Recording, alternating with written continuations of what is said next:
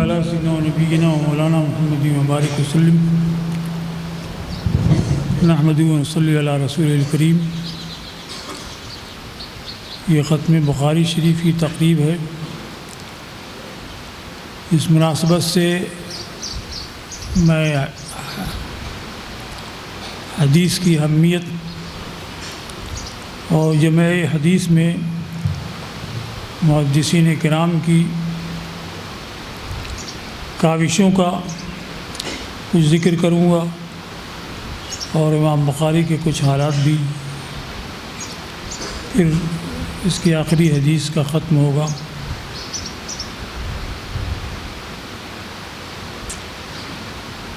حدیث رسول اسلامی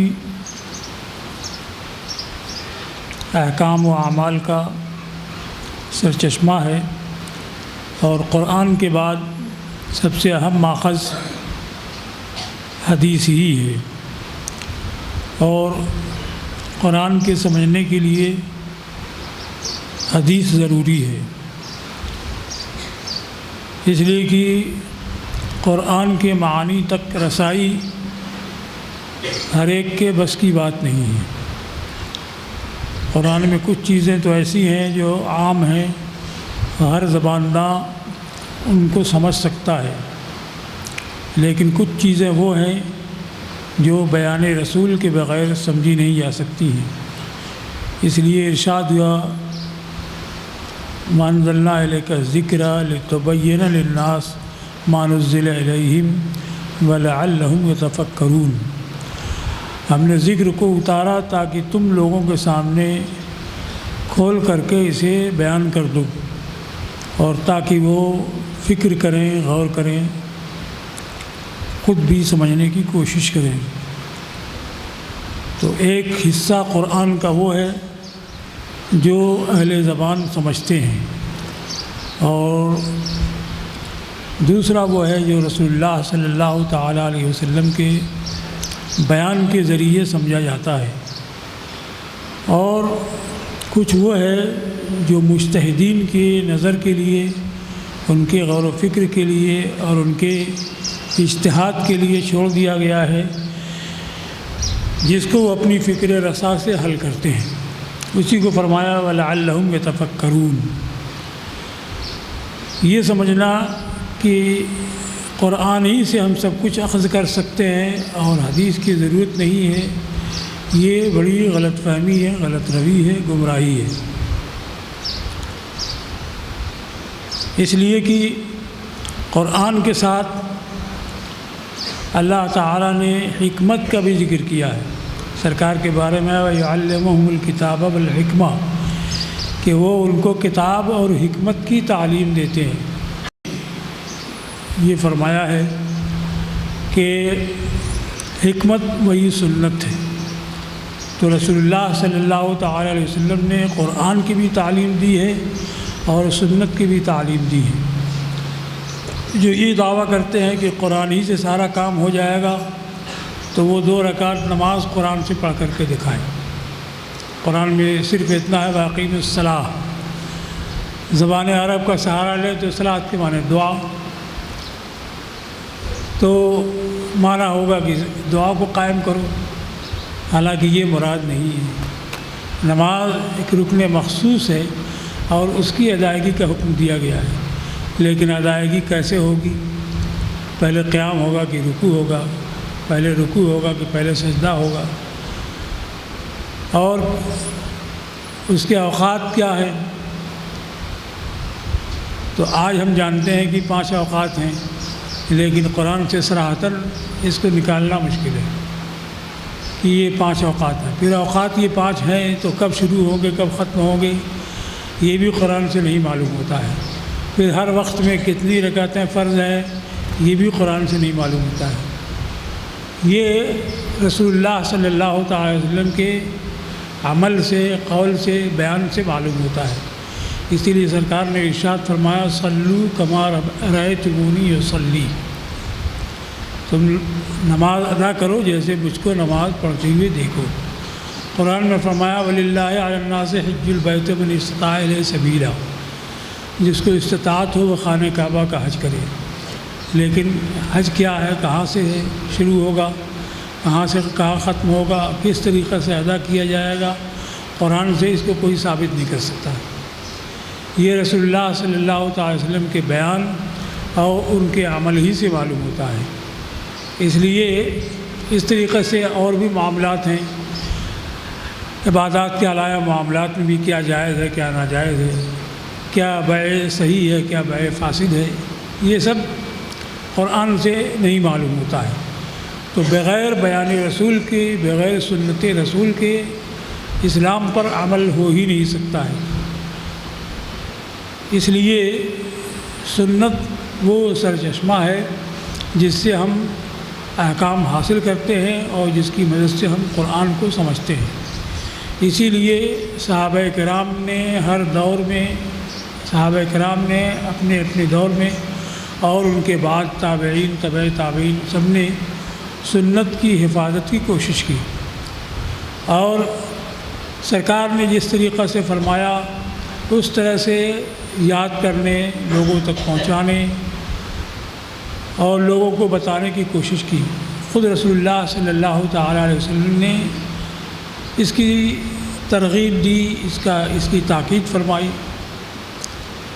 اور ارشاد فرمایا بلغوا عنی ولو آیا، مجھ سے دوسروں تک پہنچاؤ اگرچہ ایک آیت ہو۔ اور فرمایا کہ جس نے میری حدیث سنی اور اس کو یاد کیا فوعاہا واداہا کما سمعا، اور جیسا سنا ویسے ہی اس کو بیان کیا، لوگوں تک پہنچایا۔ تو اس کے بارے فرمایا نظر اللہ امرأۃ سمع مقالتی، کہ اللہ تعالیٰ اس کا چہرہ شاداب کرے جس نے میرا قول سنا، اس کو یاد کیا اور دوسروں تک پہنچایا۔ کہ بہت ایسا ہوتا ہے کہ خود حدیث کو یاد کرنے والا وہ اس کے معانی اور مطالب کو زیادہ نہیں سمجھتا ہے، اور دوسروں تک پہنچایا تو وہ اس کے معانی اور مطالب کو زیادہ سمجھتے ہیں اور اس سے زیادہ احکام کو اور معانی کو اخذ کرتے ہیں۔ امام شعبی رحمۃ اللہ تعالی علیہ جلیل القدر تابعی ہیں، 500 صحابہ کرام سے ان کی ملاقات ہے اور عظیم محدث ہیں، لیکن وہ بھی یہ دعویٰ نہیں کرتے ہیں کہ ہم کو جو حدیثیں یاد ہیں ان سے ہم سارے احکام کو نکال لیتے ہیں، بلکہ یہ فرماتے ہیں کہ نحن الصیادلہ وانتم یا معاشر الفقہاء الاطباء، کہ ہم تو صرف دوا فروش ہیں، عطار ہیں، اور طبیب تم فقہا ہو۔ تو ہم نے احادیث کو اس لیے روایت کیا کہ جاننے والے ان سے کارروائی کریں، ان کے اوپر عمل کریں۔ امام اعظم ابو حنیفہ رحمۃ اللہ تعالی علیہ کے استاد تھے سلیمان ابن مہران اعمش، یہ بھی تابعی ہے۔ امام اعظم رحمۃ اللہ تعالی علیہ ان سے علم حدیث حاصل کرتے تھے اور ان کی مجلس میں موجود تھے۔ کسی نے سلیمان اعمش سے سوال کیا تو اس کا جواب ان کو سمجھ میں نہیں آیا، امام ابو حنیفہ سے کہا تو انہوں نے فوراً جواب دیا۔ تو انہوں نے سوال کیا کہ یہ جواب تم نے کہاں سے نکالا؟ تو امام اعظم نے حدیثیں روایت کر دی کہ یہ ان حدیثوں سے ثابت ہے جو آپ نے مجھ سے فلاں سند کے ساتھ روایت کی ہے، اور ان حدیث ثابت ہے جو آپ نے فلاں سند کے ساتھ مجھ سے روایت کی ہے۔ اس طرح سے حدیثیں انہوں نے بیان کر دی۔ تو انہوں نے فرمایا ہی کہ نحن الصیادلہ وانتم یا معاشر الفقہاء الاطباء وانت یا رجل اخذت بکل الطرفین، کہ ہم صرف عطار ہیں، دوا فروش ہیں، اور تم فقہا یہ طبیب ہو، اور تم نے دونوں حصے حاصل کیے، یعنی احادیث کے حافظ بھی ہو اور اس کے ساتھ ساتھ اس کے مطالب بھی جانتے ہو، اس سے کیا کیا کام لیا جا سکتا ہے یہ بھی جانتے ہو۔ تو یہ انہوں نے فرمایا کہ تم نے دونوں حصوں کو حاصل کر لیا اور تم نے دونوں کو جمع کیا۔ اس لیے صحابہ کرام میں بعد کے حضرات نے ہمیشہ سنت کو جمع کرنے اور لوگوں تک پہنچانے کی کوشش کی۔ جمع حدیث کے سلسلے میں حضرت ابو ایوب انصاری جو سرکار کے میزبان تھے، ان کو ایک حدیث کے بارے میں شک ہوا کہ سرکار کے الفاظ کیا ہیں اور کیسے سرکار نے بیان فرمایا۔ تو وہ چاہتے تو حدیث کو مفہوم کے لحاظ سے بیان کر سکتے تھے اور روایت بالمعنی جائز ہے، لیکن خود سرکار کے ادا کیے ہوئے الفاظ کیا تھے، ان الفاظ کے بارے میں ان کو شک ہوا۔ تو ان کو یاد آیا کہ میرے ساتھ کی حدیث عقبہ ابن عامر نے بھی سنی تھی، لیکن عقبہ ابن عامر اس وقت مدینہ منورہ میں نہیں تھی، وہ مصر میں رہتے تھے۔ تو محض اس تحقیق کے لیے کہ سرکار کے الفاظ کیا ہیں، انہوں نے ایک اونٹ خریدا اور 1 مہینے تک سفر کیا۔ مدینہ منورہ ایشیا میں ہے اور مصر افریقہ میں ہے، تو ایک بر اعظم سے دوسرے بر اعظم کا سفر کیا، صرف ایک حدیث کی تحقیق کے لیے۔ اور جب مصر پہنچے تو ان کو عقبہ ابن عامر کا گھر معلوم نہیں تھا، تو مصر کے جو گورنر تھے، عامل تھے، مسلمہ ابن مخلد، ان کے گھر پہنچے اور فرمایا کہ کسی شخص کو میرے ساتھ کر لو تاکہ وہ مجھے عقبہ ابن عامر کے گھر تک پہنچا دے۔ انہوں نے ایک آدمی کو ساتھ کیا اور عقبہ ابن عامر کے گھر وہ پہنچے۔ اب وہ دیکھ کر کے کہ میزبان رسول حضرت ابو ایوب تشریف لائے ہیں، بہت خوش بھی ہوئے، بہت تعجب بھی ہوا۔ انہوں نے پوچھا کہ آنے کی غایت کیا ہے، تو فرمایا کہ وہ مومن کی پردہ پوشی کے متعلق حدیث میں نے اور تم نے سنی تھی، لیکن مجھ کو اس کے الفاظ کے بارے میں شک ہے، اس کو بیان کر دوں۔ تو انہوں نے حدیث کے الفاظ بیان کیے کہ سرکار نے ارشاد فرمایا، من ستر مؤمنا علی عورۃ فی الدنیا سترہ اللہ یوم القیامہ، کہ دنیا میں جس نے کسی مومن کی پردہ پوشی کی تو اللہ تعالیٰ قیامت کے دن اس کی پردہ پوشی فرمائے گا۔ یہ حدیث انہوں نے سنی اور واپس آ گئے۔ 1 مہینے کا لمبا سفر کیا اور پھر اس کے بعد واپس آئے تو پھر گورنر سے نہیں ملے، سیدھے اپنے اونٹ پر سوار ہوئے اور مدینے کی راہ لی۔ صحابی رسول ہونے کی حیثیت سے جو ان کا جائزہ انعام تھا وہ بعد میں ان کے پاس بھیجا گیا جو راستے میں ان کو ملا۔ تو صحابہ کرام کو کس قدر اہتمام تھا احادیث کے یاد رکھنے کے بارے میں، وہ اس واقعے سے معلوم ہوتا ہے۔ اسی طریقے سے حضرت جابر ابن عبداللہ رضی اللہ تعالیٰ عنہما کا واقعہ ہے کہ ان کو ایک حدیث کے بارے میں شک ہوا، تو دیکھا کہ وہ حدیث جاننے والے صرف ایک صحابی رہ گئے، عبداللہ ابن انیس، اور وہ شام میں رہتے تھے۔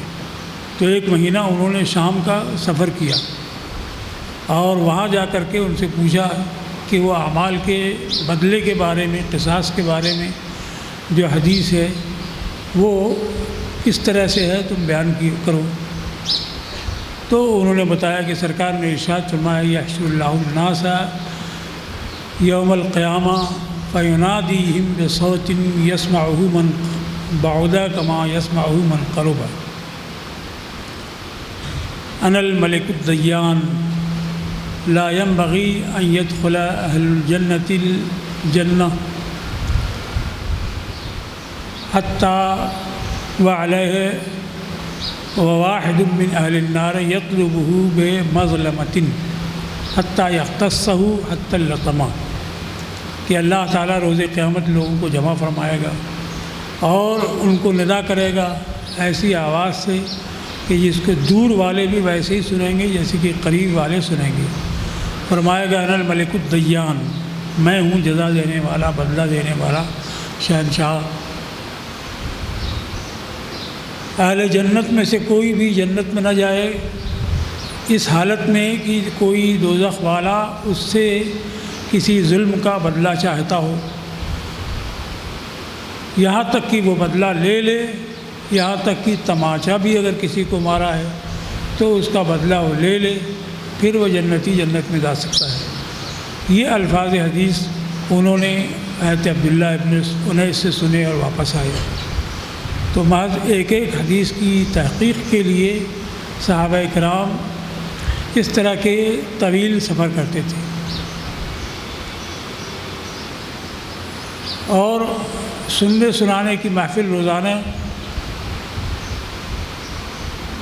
قائم ہوتی تھی، اور اس میں صحابہ کرام احادیث کا دور کرتے تھے۔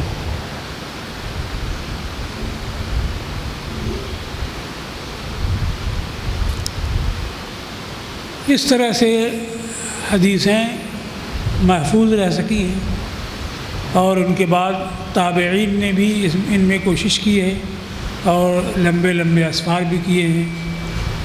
پہلے طریقہ یہی تھا عموماً کہ حدیثوں کو حفظ کیا کرتے تھے، یاد رکھتے تھے، اور لکھنے کا کام کم ہوتا تھا لیکن ہوتا تھا۔ حضرت ابو ہریرہ رضی اللہ تعالیٰ عنہ بیان کرتے ہیں کہ مجھ سے زیادہ حدیثوں کو یاد رکھنے والا کوئی نہیں ہے سوائے عبداللہ ابن عمر کے، کہ وہ لکھ لیا کرتے تھے اور میں نہیں لکھتا تھا۔ حضرت عبداللہ ابن عمر کی، عبداللہ ابن عمر کی، عمرو ابن عاص رضی اللہ تعالیٰ عنہما، ان کی روایت ہے کہ میں سرکار کی حدیثیں لکھ لیا کرتا تھا۔ لوگوں نے مجھ کو ملامت کی کہ سرکار انسان ہیں، غصے میں کبھی ہوتے ہیں، کبھی خوشی میں ہوتے ہیں، اور تم ہر بات لکھ لیا کرتے ہو۔ تو انہوں نے لکھنا چھوڑ دیا۔ پھر رسول اللہ صلی اللہ تعالی وسلم سے شکایت کی، عرض کیا کہ لوگ ایسا کہتے ہیں۔ تو سرکار نے ارشاد فرمایا کہ اکتب، لکھو کہ مجھ سے سوائے حق کے اور کچھ صادر نہیں ہوتا ہے، یعنی جو بھی میں بیان کرتا ہوں وہ حق ہی ہوتا ہے، چاہے غصے میں کہوں چاہے خوشی میں کہوں۔ تو پھر انہوں نے لکھنا شروع کر دیا۔ اسی طریقے سے حضرت ابو ہریرہ رضی اللہ تعالیٰ عنہ سے ترمذی میں روایت ہے کہ ایک صحابی سرکار کی بارگاہ میں حاضر رہتے، احادیث سنا کرتے تھے، لیکن سب حدیثیں ان کو یاد نہیں رہتی تھیں۔ تو انہیں حضور صلی اللہ تعالی وسلم سے سوء حافظہ کی شکایت کی۔ تو سرکار نے ارشاد فرمایا استعن بیمینک، اپنے ہاتھ سے مدد لو، لکھنے کی طرف اشارہ کیا۔ تو سرکار نے حدیثوں کو لکھنے کی اجازت دی، اور صحابہ کرام نے لکھا بھی، لیکن عام طریقہ وہی تھا کہ لوگ یادداشت پر اعتماد کرتے تھے اور اپنی یادداشتی سے حدیثوں کو بیان کرتے تھے، سنتے تھے، سناتے تھے۔ اب ایک دور وہ آیا کہ حضرت عبداللہ ابن عمر، حضرت عمر ابن عبدالعزیز خلیفہ راشد جو تابعی ہیں، ان کا زمانہ خلافت صرف 2 سال رہا ہے، تو انہوں نے اس کا اہتمام کیا کہ حدیثوں کو لکھنا چاہیے، ورنہ محدثین دنیا سے رخصت ہو جائیں گے اور حدیثیں محفوظ نہیں ہو پائیں گی۔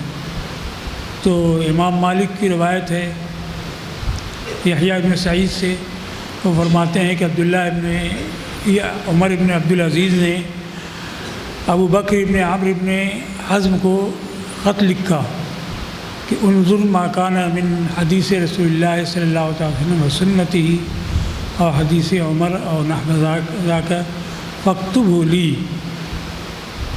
فإنی قد خفت دروس العلم و ذہاب العلماء۔ انہوں نے فرمایا کہ جو کچھ تمہارے پاس رسول اللہ صلی اللہ تعالی وسلم کی حدیث ہو، سنت ہو، یا حضرت عمر کی حدیث ہو، یا اس کے مثل حضرت بکر کی حدیث ہو، اسے میرے لیے لکھ دو، اس لیے کہ مجھے اندیشہ ہے کہ علماء دنیا سے رخصت ہو جائیں اور علم مٹ جائے۔ تو انہوں نے حدیثوں کو جمع کیا، لکھا اور ان کے پاس بھیجا۔ ابو نعیم نے روایت کی ہے کہ حضرت عمر ابن عبدالعزیز نے آفاق و امصار کے علماء کو یہی لکھا کہ حدیثوں کو جمع کرو اور لکھ کر کے بھیجو، کہ مجھے اندیشہ ہے کہ علم رخصت ہو جائے، علماء چلے جائیں۔ تو آفاق و امصار کے علماء نے حدیثوں کو لکھا۔ امام زہری نے، ابن شہاب زہری نے بہت سی حدیثوں کا ذخیرہ جمع کیا اور ان کو حضرت عمر ابن عبدالعزیز کے پاس بھیجنے والے تھے، لیکن اس سے پہلے ان کی وفات ہو گئی، حضرت عمر ابن عبدالعزیز کی وفات ہو گئی۔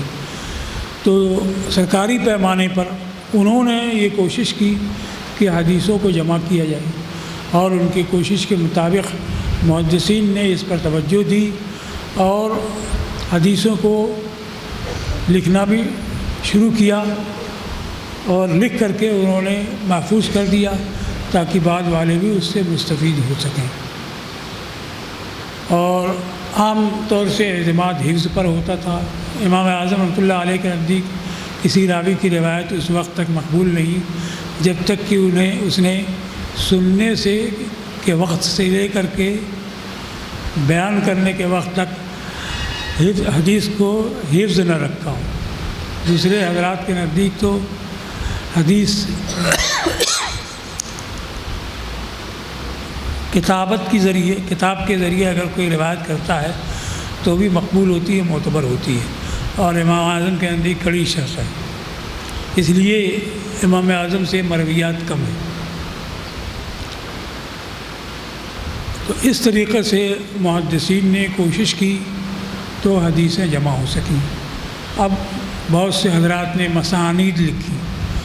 مسند وہ حدیث ہوتی ہے جس میں ایک ایک صحابی کی روایتوں کو جمع کیا گیا ہو۔ اس کے بعد یہ مسند احادیث جو جمع ہوتی تھی تو ان میں ابواب کی، مضامین کی رعایت نہیں ہوتی تھی۔ ایک صحابی سے جس مضمون کی بھی جو بھی حدیث مروی ہے اس کو لکھ دیا جاتا تھا۔ بعد میں امام مالک نے توجہ دی تو انہوں نے موطا لکھی جس میں مضمون کے لحاظ سے احادیث کو جمع کیا ہے، فقہی ابواب کے لحاظ سے، لیکن اس میں اس کا التزام نہیں ہے کہ صرف سرکار ہی کے اقوال ہوں، بلکہ انہوں نے صحابہ کے، تابعین کے اقوال بھی جمع کر دیے ہیں۔ اس طریقے سے کتابت حدیث کا رواج عام ہوا اور حفظ حدیث یعنی محض زبانی یاد رکھنا یہ سلسلہ بھی جاری رہا۔ اب جو کتابیں لکھی گئی تو اس میں جو کچھ بھی روایت کسی کو پہنچی وہ لکھ دی۔ اس میں صحیح حدیثوں کے ساتھ حسن بھی ہوتی تھی، ضعیف بھی ہوتی تھی۔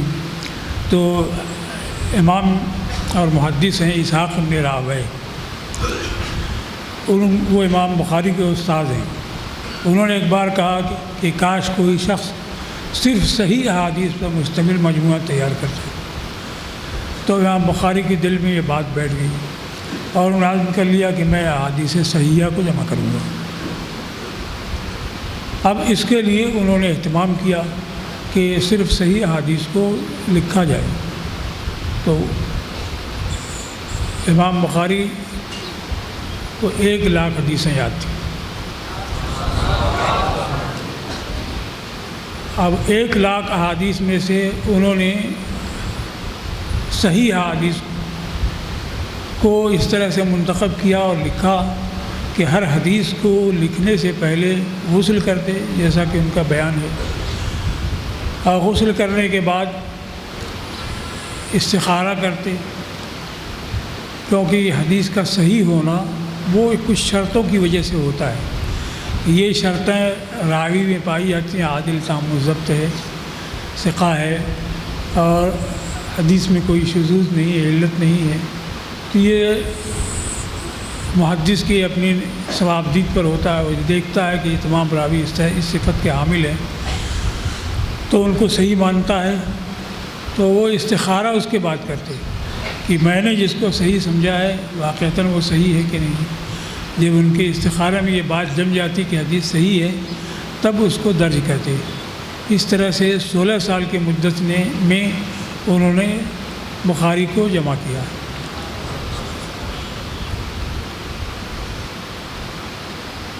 یہ کیفیت ان کے لکھنے کی تھی، اور خود امام بخاری کے احوال میں یہ ہے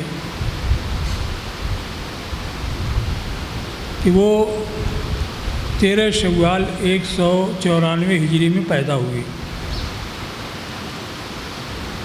اور مکتب میں جایا کرتے تھے، پڑھتے تھے۔ اب ایک وقت ان کے دل میں آیا کہ میں علم حدیث کی تحصیل کروں، تو ان کے یہاں خراسان میں جو محدثین تھے ان کے یہاں جانا شروع کیا۔ اور ان کے بچپن کا واقعہ یہ ہے کہ ان کی بینائی جاتی رہی، تو ان کی والدہ ماجدہ نے بہت دعا کی، گریہ وزاری کی کہ بینائی واپس آ جائے۔ تو انہوں نے حضرت ابراہیم خلیل اللہ علیہ السلام کو خواب میں دیکھا، اور انہوں نے فرمایا کہ حاضی قد رد اللہ بصر ابن کی، اللہ تعالیٰ نے تمہارے بیٹے کی بینائی تمہاری گریہ وزاری اور دعا کی وجہ سے واپس کر دی۔ صبح کو دیکھا تو امام بخاری بینا تھے، اور بینائی ان کی اس قدر پختہ تھی کہ مدینہ منورہ میں جب آئے ہیں تو چاندنی رات میں حدیثیں لکھا کرتے تھے۔ چاندنی رات میں انہوں نے تاریخ کبیر لکھی ہے، تو یہ ان کا حال تھا۔ تو ان کے یہاں محدث تھے، داخلی ان کی درسگاہ میں جانا شروع کیا، اور حدیثیں ان سے روایت کرنا، یاد کرنا شروع کر دیا، یہاں تک کہ ایک مرتبہ انہوں نے روایت کی حدثنا سفیان عن ابی الزبیر عن ابراہیم۔ تو امام بخاری جو ابھی کمسن تھے، کی روایت میں یہ آیا کہ پوچھا گیا کہ کتنی عمر تھی، تو 10 سال کی عمر میں انہوں نے شروع کیا تھا۔ اور ان سے پوچھا گیا کہ جب محدث داخلی سے پر آپ نے اعتراض کیا، تو انہوں نے جب روایت کیا کہ حدثنا سفیان عن ابی الزبیر عن ابراہیم، تو امام بخاری نے کہا کہ ابو الزبیر ابراہیم کے راوی نہیں۔ تو یہ کب ہوگا؟ جب کہ یہ معلوم ہو کہ حضرت ابراہیم نخعی کے روایات کتنے ہیں، کون کون ہیں جو ان سے روایت کرتے ہیں اور کون ہیں جو ان سے روایت نہیں کرتے ہیں۔ تو مستند سننے کے بعد انہوں نے یہ کہہ دیا کہ ابو الزبیر ابراہیم کے راوی نہیں ہیں۔ تو محدث نے ان کو جھیڑکا کہ بچہ ہو کر کے اعتراض کرتا ہے۔ تو امام بخاری نے کہا کہ انظر الی الاصل ان کان عندک، اصل دیکھ لیجیے اگر آپ کے پاس ہو۔ تو ہوتا یہ تھا کہ ایک اصل ہوتی تھی جس کو تیار کرتے تھے، پھر اس کی نقلیں ہو جاتی تھی، اور نقلوں سے بھی بیان کیا کرتے تھے۔ تو وہ گھر کے اندر گئے، اندر جا کر کے اصل دیکھی، اور اس کے بعد آئے تو دیکھا کہ امام بخاری نے جو کہا وہ صحیح ہے۔ تو واپس آ کے کہا کہ صاحبزادے کس طرح سے ہوا حدیث؟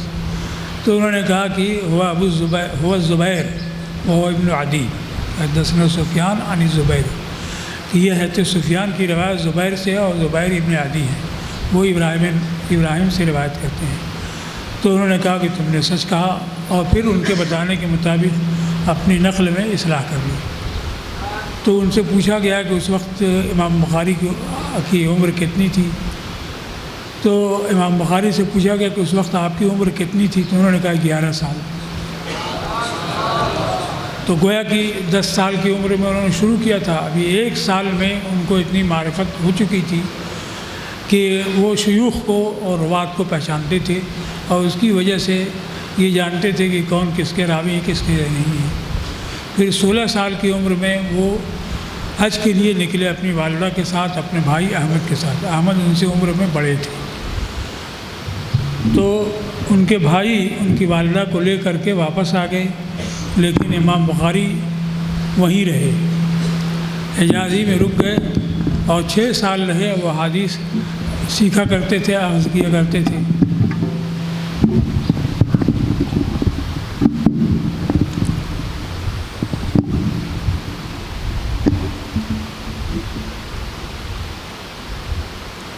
تو صرف حرمین میں نہیں، صرف حجاز میں نہیں، بلکہ مختلف شہروں کا سفر کیا، اور ان شہروں سے انہوں نے وہاں کے محدثین سے انہوں نے حدیثیں جمع کی۔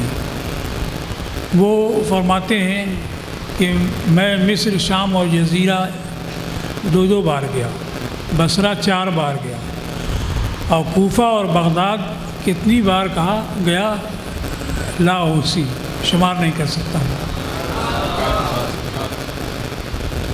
غیر مقلدین کوفہ اور بغداد کا نام سن کے جلتے ہیں۔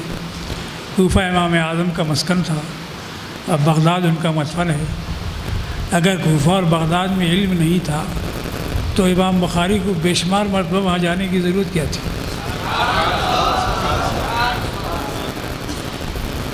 وہ فرماتے ہیں لا احصی کم دخلت الکوفہ و بغداد، کہ بغداد کوفہ کتنی بار گیا میں شمار نہیں کر سکتا ہوں۔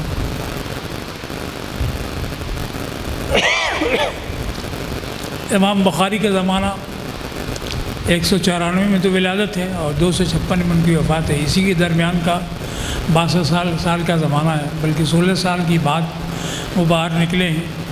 اور اس زمانے میں وہ جایا کرتے تھے کوفہ اور بصرہ، کوفہ اور بغداد، تو اس کا مطلب کہ علم کا خزانہ کوفہ میں بھی تھا اور بغداد میں بھی تھا، اس لیے انہوں نے بار بار سفر کیا۔ اور ان کے حفظ کا حال یہ تھا کہ جب وہ ابھی خراسان سے باہر نہیں نکلے تھے تو محمد ابن سلام بیکندی کے پاس پڑھتے تھے، اور محمد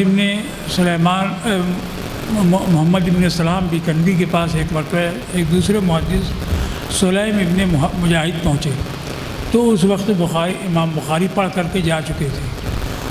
تو انہوں نے فرمایا کہ اگر تم کچھ پہلے آتے تو ایک ایسے بچے کو دیکھتے جس کو 70,000 حدیثیں یاد ہیں۔ تو سلیم ابن مجاہد وہاں سے نکلے اور تلاش کیا کہ محمد ابن اسماعیل کون ہیں۔ ملاقات ہوئی تو یہی فرمایا کہ تحفظ 70,000 حدیث، کیا 70,000 حدیثیں تم کو یاد ہیں؟ تو فرمایا کہ نعم و اکثر، 70,000 اور اس سے زیادہ یاد ہیں۔ کہ یہ کون سا زمانہ تھا؟ امام بخاری محمد ابن سلام بیکندی کے یہاں ابتدائی عمر میں پڑھتے تھے، 16 سال کی عمر میں خراسان سے وہ باہر نکل گئے، اور اپنے شیخ محمد ابن سلام بیکندی کی زمانے حیات میں خراسان واپس نہیں آئے، کیونکہ ان کی وفات 227 ہجری میں ہو گئی، اور امام بخاری وہاں سے نکلنے کے بعد 250 ہجری میں نیشاپور آئے ہیں، پھر نیشاپور سے اور بخارا اور خرطنگ گئے ہیں۔ تو 16 سال کی عمر میں تو نکلے ہیں، ظاہر ہے کہ اس سے پہلے کا واقعہ ہے یہ، یعنی تقریباً 15 سال ان کی عمر تھی، اور اس وقت ان کو 70,000 حدیثیں حفظ تھیں۔ تو یہ ان کے بچپن میں حفظ کا حال تھا۔ حاشد ابن اسماعیل بیان کرتے ہیں کہ ہم محدثین کے پاس جایا کرتے تھے تو طریقہ اس وقت یہ تھا کہ جو حدیث سنتے تھے لکھ لیتے تھے، جو حدیث سنتے وہ لکھ لیتے تھے، تاکہ بعض حافظہ کا معاملہ نہ رہے بلکہ تحریر سے اس کا مقابلہ ہو سکے۔ تو 15-16 دن تک ہم لوگ جاتے رہے، لکھتے رہے، اور ہمارے ساتھ محمد ابن اسماعیل یہ بھی جاتے تھے لیکن یہ لکھتے نہیں تھے۔ تو ہم لوگوں نے ان کو ملامت کی کہ کیوں وقت برباد کرتے ہو، لکھتے ہو نہیں۔ تو 16 دن کے بعد انہوں نے کہا قد اکثرتم، بڑی ملامت کی تم لوگوں نے، کیا کیا لکھا ہے سب لاؤ۔ تو حاشد ابن اسماعیل کہتے ہیں کہ ہم نے اپنی مکتوبات کو جمع کیا، نکالا تو 15,000 سے زیادہ حدیثیں ہم لوگ لکھ چکے تھے۔ تو امام بخاری نے کہا کہ اب مجھ سے سنو، تو وہ ساری حدیثیں 15,000 سے زیادہ حدیثیں انہوں نے زبانی سے سنا دی، اور ایک حرف میں بھی غلطی نہیں کی، یہاں تک کہ ہم نے اپنی تحریروں کو ان کی روایت سے درست کرنا شروع کیا۔ تو یہ ان کے حافظے کا حال تھا۔ ایک عظیم محدث تھے محمد ابن یوسف فریابی، یہ امام بخاری کے شیخ ہیں۔ ابو بکر عیون بیان کرتے ہیں کہ ہم نے محمد ابن یوسف کے دروازے پر محمد ابن اسماعیل بخاری سے حدیثیں لکھی۔ اس کا مطلب کیا ہوا؟ ایک عظیم محدث کے ہوتے ہوئے چھوٹے محدث کے پاس کوئی نہیں جائے گا کہ آپ ہم کو حدیث روایت کیجیے، لکھائیے۔ کب جائے گا؟ جبکہ اس کے پاس وہ حدیثیں ہوں جو شیخ کے پاس نہیں ہیں۔ محمد ابن یوسف فریابی کی وفات 212 ہجری میں ہوئی ہے۔ 212 میں امام بخاری کی عمر کتنی ہوگی؟ 194 ولادت ہے، تو 212 میں 18 سال کل عمر ہوگی، تو کل 18 سال کی عمر تھی۔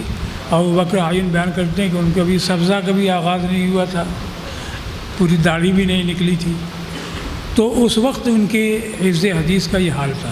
خود امام بخاری بیان کرتے ہیں کہ ہمارے شیخ محمد ابن یوسف فریابی نے ایک مرتبہ حدیث بیان کی، حدثنا سفیان عن ابی عروہ عن ابی الخطاب عن ابی حمزہ۔ پھر پوچھا کہ یہ ابو عروہ، ابو الخطاب اور ابو حمزہ کون ہیں؟ تو حاضرین میں سے کوئی نہیں بتا سکا۔ سفیان کو تو سمجھ لیا کہ سفیان ثوری ہے، باقی ان کے بعد جو راوی ہیں وہ کون ہیں یہ کوئی نہیں جان سکا۔ تو میں نے بیان کیا کہ ابو عروہ معمر ابن راشد ہیں، اور ابو الخطاب یہ قتادہ ابن دعامہ سدوسی تابعی ہیں، اور ابو حمزہ حضرت انس ابن مالک ہیں۔ تو یہ ابتدا میں یعنی 18 سال سے پہلے ان کا یہ حال تھا، اور روایت کی معرفت اور ان کی کنیتوں کی معرفت پوری طرح یہ رکھتے تھے۔ اس طرح سے انہوں نے حدیثوں کا ذخیرہ جمع کیا ہے، اور 1,00,000 حدیثوں سے بخاری شریف لکھی ہے۔ لیکن بخاری شریف میں کل کتنی حدیثیں ہیں؟ تو امام ابن حجر عسقلانی کے مطابق 9,000 اور کچھ حدیثیں ہیں مقررات کے ساتھ، اور مقررات کو حذف کر کے کل 2,215 حدیثیں ہیں۔ دوسرے حضرات یہ کہتے ہیں کہ بغیر مقررات کے تقریباً 7,000 حدیثیں ہیں، مقررات کے ساتھ تقریباً 7,000 حدیثیں ہیں، اور بغیر مقررات کے تقریباً 4,000 حدیثیں ہیں۔ تو مان لیں کہ 4,000 حدیثیں ہیں۔ امام ابن حجر تو 2,000 بیان کرتے ہیں بغیر مقررات کے، تو گویا کہ 96,000 حدیثیں مزید صحیح تھیں امام بخاری کے پاس، اور ان کو انہوں نے نہیں لکھا۔ اب یہ صرف 4,000 حدیثیں لکھی ہیں، تو ہر مسئلے میں غیر مقلدین حنفیوں سے مطالبہ کرتے ہیں کہ بخاری کی حدیث لاؤ۔ امام بخاری کا خود دعویٰ نہیں ہے کہ میں نے ساری حدیثیں جمع کر دی ہیں۔ 1,000 سے یہ 4,000 حدیثیں لکھی ہیں، اس کا مطلب یہ کہ 96,000 حدیثیں انہوں نے چھوڑ دی۔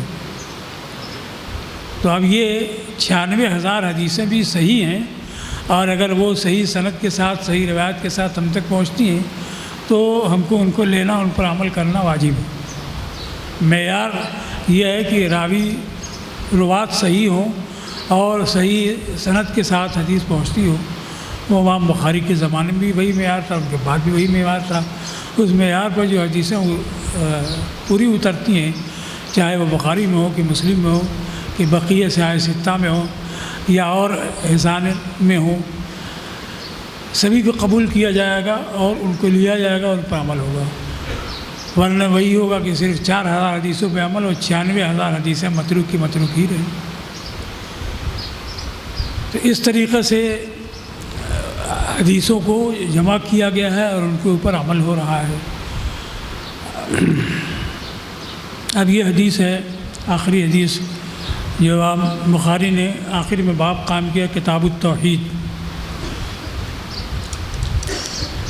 اور اسی عقائد کے باب میں سے وزن اعمال کا بیان بھی ہے کہ اہل سنت کے نزدیک آخرت میں میزان قائم ہوگی اور اس کے اوپر اعمال وزن کیے جائیں گے۔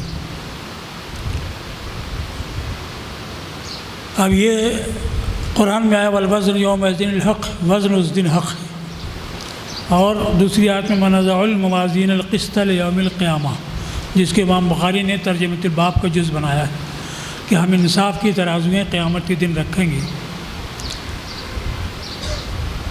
اب یہ کلام ہوتا ہے کہ اعمال کو وزن کیا جائے گا یا اصحاب اعمال کو وزن کیا جائے گا۔ تو ایک روایت کے مطابق بعض حضرات اس کے قائل ہیں کہ اصحاب اعمال کو وزن کیا جائے گا، اس لیے کہ حدیث میں آیا ہے ابو ہریرہ سے، بخاری و مسلم کی حدیث صحیح ہے، لیات الرجل عظیم السمین یوم القیامہ ولا یزن عند اللہ جناح بعوضۃ، کہ بڑا بھاری بھرکم موٹا فربا آدمی لایا جائے گا اور اللہ کے ہاں ایک مچھر کے پر کے برابر بھی اس کا وزن نہیں ہوگا۔ دوسرا قول ہے کہ خود اعمال وزن کی جائیں گے، اور متکلمین کی روایت ہے عبداللہ بن عباس رضی اللہ تعالیٰ عنہما سے یہ ہے کہ اعمال جسمانی پیکر میں کر دیے جائیں گے اور وزن ہوں گے۔ امام قرطبی نے اس کو اختیار کیا ہے کہ اعمال نامے وزن ہوں گے، اور معتزلہ یہ کہتے ہیں کہ عمل جو ہے عرض ہے، اعمال و اقوال یا اعراض ہیں، اور اعراض باقی نہیں رکھتے ہیں دو زمانوں میں، جب باقی نہیں رہیں گے تو ان کا وزن بھی نہیں ہو سکے گا۔ لیکن یہ قیاس الغائب علی الشاہد ہے، یعنی آخرت کے حال کا دنیا کے حال پر قیاس ہے کہ یہاں جو کام نہیں ہو سکتا ہے تو وہاں بھی نہیں ہو سکتا ہے۔ تو امام قرطبی یہ کہتے ہیں کہ اعمال نامے یہ جسمانی ہوں گے اور یہ وزن کیے جائیں گے، اور اس بارے میں وہ حدیث روایت کرتے ہیں جس میں یہ ہے کہ سرکار نے ارشاد فرمایا ہے کہ ایک شخص کو روز قیامت سب لوگوں کے سامنے لایا جائے گا اور اس کے سامنے 99 دفتر پیش کیے جائیں گے، اور ہر دفتر تا حد نظر ہوگا، اور اس میں اس کے گناہ لکھے ہوئے ہوں گے۔ تو رب تعالیٰ ارشاد فرمائے گا کہ لک اتنکر من ھذا شیئا، کیا تم کو اس میں سے کسی بات سے انکار ہے؟ ظلمک کتبت الحافظون، کیا میرے محافظ فرشتوں نے لکھنے میں تو زیادتی کی ہے تمہارے ساتھ؟ تو بندہ عرض کہے گا لا یا رب۔ پھر فرمایا گیا لک عذر او حسنۃ، کیا تمہارے پاس کوئی عذر ہے یا کوئی نیکی ہے؟ سرکار فرماتے ہیں یہاب الرجل فیقول لا یا رب، بندہ ہیبت زدہ ہوگا اور کہے گا کہ نہیں، یعنی نہ میرے پاس کوئی عذر ہے نہ اور کوئی میری نیکی بچی ہے۔ تو رب تعالیٰ ارشاد فرمائے گا بلا، کیوں نہیں، لک عندنا حسنۃ، تمہاری ایک نیکی ہمارے پاس ہے۔ فیخرج بطاقۃ فیہا اشہد ان لا الہ الا اللہ واشہد ان محمد رسول اللہ، وہ کاغذ کا ایک ٹکڑا نکالے گا جس میں لکھا ہوگا اشہد ان لا الہ الا اللہ واشہد ان محمد رسول اللہ، کہ یہ نیکی تمہاری باقی ہے۔ تو بندہ کہے گا کہ ما ھذہ البطاقۃ مع تلک السجلات، یہ کاغذ کا ٹکڑا 99 دفتروں کا مقابلہ کیا کرے گا؟ تو رب تعالیٰ ارشاد فرمائے گا کہ نہیں، آج تم پر ظلم نہیں ہوا، عذر وزن کر، جاؤ تول کراؤ۔ تو ایک پلے میں وہ ٹکڑا رکھا جائے گا اور دوسرے پلے میں 99 دفتر رکھے جائیں گے۔ فتاشت السجلات و رجحت البطاقہ، تو سارے دفتر ہلکے پڑ جائیں گے اور وہ کاغذ کا ٹکڑا غالب آ جائے گا۔ سرکار فرماتے ہیں ولا یثقل مع اسم اللہ شیء، اللہ کے نام کے ساتھ کوئی بھی چیز اس کے مقابلے میں کوئی بھی چیز بھاری نہیں ہو سکتی ہے۔ تو اس طرح کی حدیث سے وہ یہ اخذ کرتے ہیں کہ اعمال نامے وزن کیے جائیں گے، لیکن امام ابن حجر نے فرمایا کہ صحیح یہ ہے کہ خود اعمال ہی وزن کی جائیں گے، اس لیے کہ امام ترمذی، ابو داؤد اور ابن حبان کی روایت حضرت ابو الدرداء رضی اللہ تعالیٰ عنہ سے یہ ہے کہ ما یوضع فی المیزان اثقل من خلق حسن، کہ میزان میں عمدہ اخلاق سے زیادہ وزنی کوئی چیز نہیں رکھی جائے گی۔ تو اس سے معلوم ہوا کہ اخلاق کا وزن ہوگا اور یہ تولے جائیں گے۔ خاصماً اپنے فوائد میں حضرت جابر رضی اللہ تعالیٰ عنہ سے روایت کی ہے کہ سرکار نے ارشاد فرمایا توضع الموازین یوم القیامہ، کہ قیامت کے دن میزان رکھی جائے گی، فتوزن الحسنات والسیئات، کہ نیکیاں اور برائیوں کو وزن کیا جائے گا۔ تو اس حدیث سے صراحتاً معلوم ہوتا ہے کہ خود حسنات اور سیئات یعنی اعمال کو وزن کیا جائے گا۔ فمن رجحت حسناتہ علی سیئاتہ مثقال حبۃ دخل الجنہ، جس کی نیکیاں برائیوں سے دانے برابر بھی بھاری ہوں گی تو وہ جنت میں جائے گا۔ ومن رجحت سیئاتہ علی حسناتہ مثقال حبۃ دخل النار، اور جس کی نیکیاں، جس کی برائیاں نیکیوں سے بھاری ہوں گی دانے کے برابر بھی، تو وہ دوزخ میں جائے گا۔ قالوا یا رسول اللہ فمن استوت حسناتہ و سیئاتہ، صحابہ نے عرض کیا کہ جس کی نیکیاں برائیاں برابر ہوں گی تو اس کا کیا حال ہوگا؟ سرکار نے فرمایا اولئک اصحاب الاعراف، یہ اعراف والے ہیں۔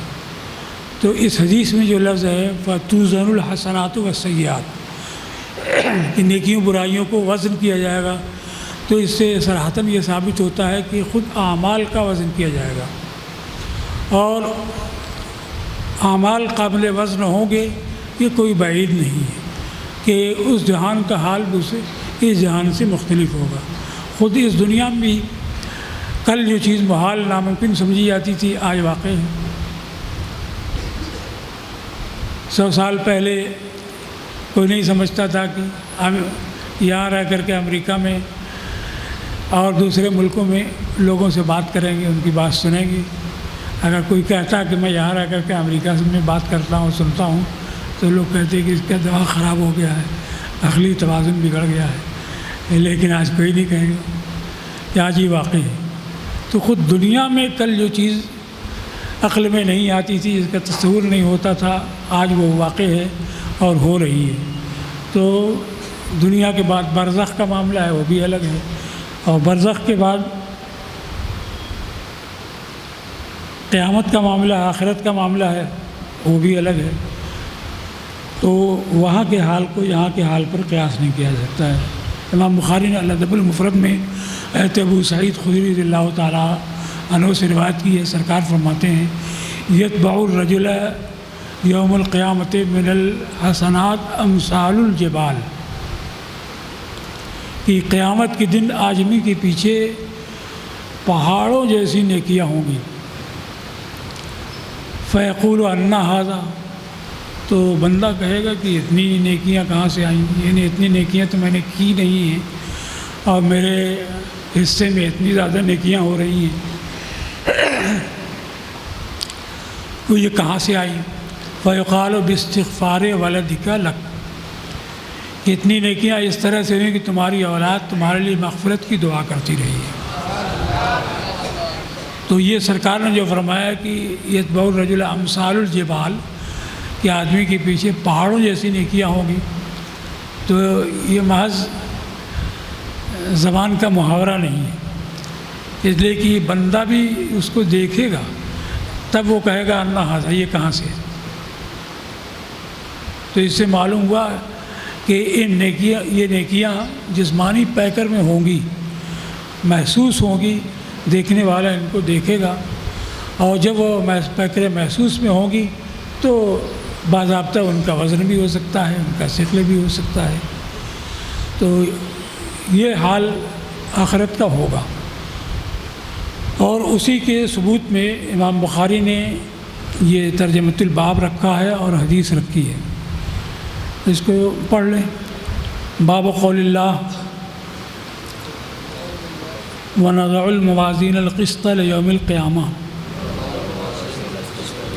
وَأَنَّ أَعْمَالَ بَنِي آدَمَ وَقَوْلَهُمْ يُوزَنُ وقال مجاہد والقسطاس العدل بالرومیہ ويقال القسط مصدر المقسط وهو العادل وأما القاسط فهو الجائر حدثنا احمد بن اشکاب قال حدثنا محمد بن فضيل عن عمارة بن القعقاع عن أبي زرعة عن أبي هريرة رضي الله تعالى عنه قال قال النبي صلى الله عليه وسلم كلمتان حبيبتان إلى الرحمن خفيفتان على اللسان ثقيلتان في الميزان سبحان الله وبحمده سبحان اللہ العظیم۔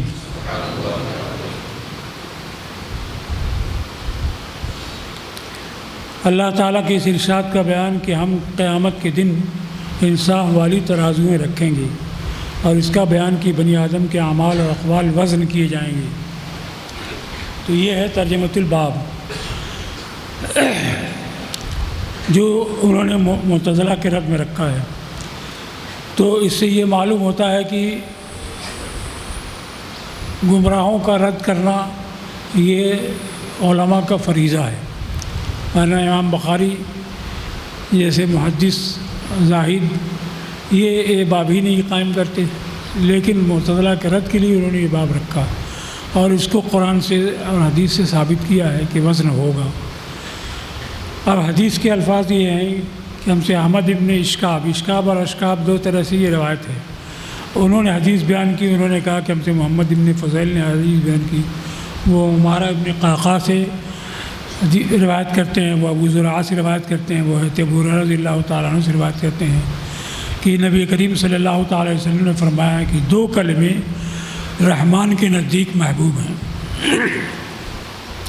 زبان پر ہلکے ہیں، میزان میں بھاری ہیں، سبحان اللہ وبحمدہ سبحان اللہ العظیم۔ تو یہ جو لفظ آیا ہے ثقیلتان فی المیزان، اس سے ثابت ہوتا ہے کہ کلمے جو اقوال کی قبیل سے ہیں، اعمال کی قبیل سے ہیں، یہ وزن ہوں گے اور میزان میں بھاری ہوں گے۔ تو ثقیلتان فی المیزان سے ترجمۃ الباب یہ ثابت ہوتا ہے۔ اس سے جو ترجمۃ الباب ہے کہ وزن ہوگا، اس کا ثبوت فراہم ہوتا ہے۔ اب یہ رحمان کے نزدیک محبوب ہیں اس لحاظ سے کہ اللہ تعالیٰ کی جزا اس کے اوپر عظیم ہوگی، اور زبان پر ہلکے ہیں، اس سے یہ بیان کیا گیا ہے کہ یہ کوئی ایسا عمل نہیں جو بہت دشوار ہو، مشکل ہو، بلکہ یہ زبان سے ادا کرنا بھی اس کا آسان ہے۔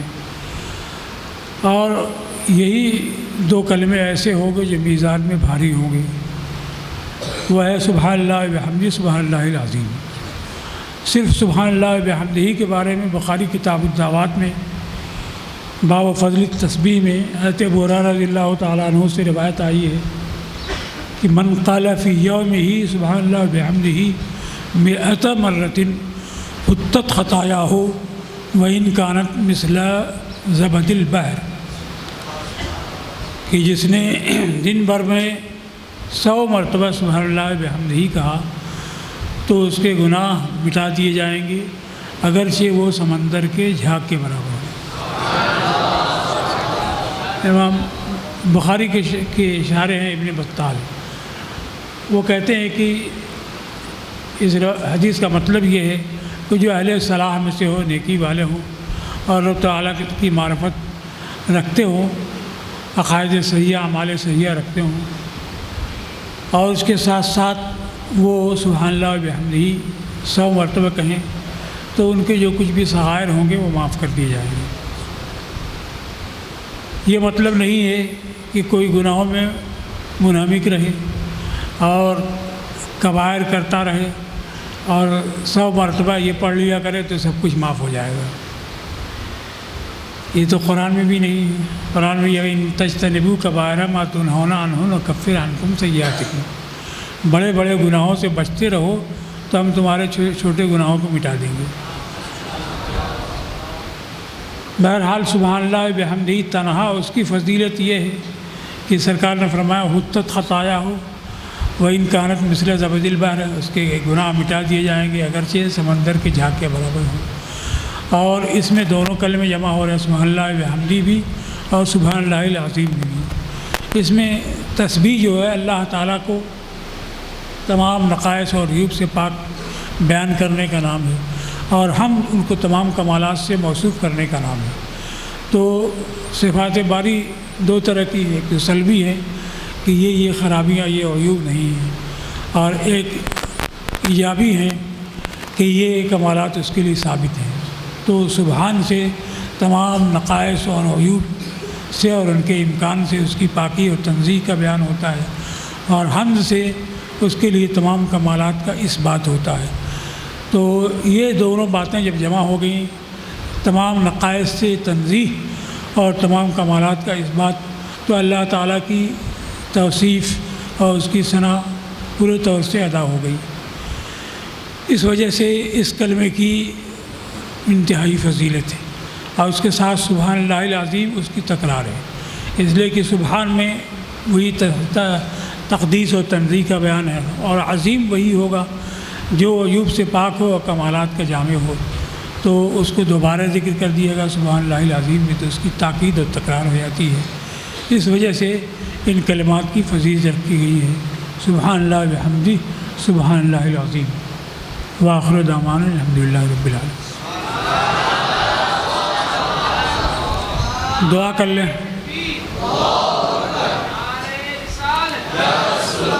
اللہم صلی علی سیدنا نبینا و مولانا محمد وبارک وسلم۔ اللہم ربنا آتنا فی الدنیا حسنۃ وفی الآخرۃ حسنۃ وقنا عذاب النار۔ اللہم اعز الاسلام والمسلمین واخذل الکفرۃ والمبتدعۃ والمشرکین۔ یا اللہ اس بزم خیر کو قبول فرما، ختم بخاری شریف اور درس بخاری شریف اور ہمارے اعمال خیر کو قبول فرما۔ جو لوگ بھی حاضر ہیں ان کی جائز اور نیک مرادیں پوری فرما۔ جو ہمارے اندر بیمار ہیں اللہ، یا اللہ ان کی شفاء کامل و عاجل عطا فرما۔ جو بھی مسلمان کسی پریشانی میں مبتلا ہیں، یا اللہ ان کی پریشانی کو، ان کی تکلیف کو دور فرما۔ ہم سب کو دارین کی سعادتوں سے مالا مال فرما۔ یہ ادارہ برکات خواجہ اور دوسرے ہمارے جو ادارے ہیں ان کو فروغ، ترقی، استحکام عطا فرما۔ ان کے ارکان، طلباء، اساتذہ، معاونین، مخلصین سب کو دارین کی سعادت میں برکتیں عطا فرما۔ ہم سب کو گناہوں سے محفوظ و معمون فرما، نیکیوں کی راہ پر گامزن فرما۔ ربنا تقبل منا انک انت السمیع العلیم وتب علینا انک انت التواب الرحیم۔ وصلی اللہ تعالی علی خیر خلقہ سیدنا و مولانا محمد وعلی آلہ وصحبہ اجمعین برحمتک یا ارحم الراحمین۔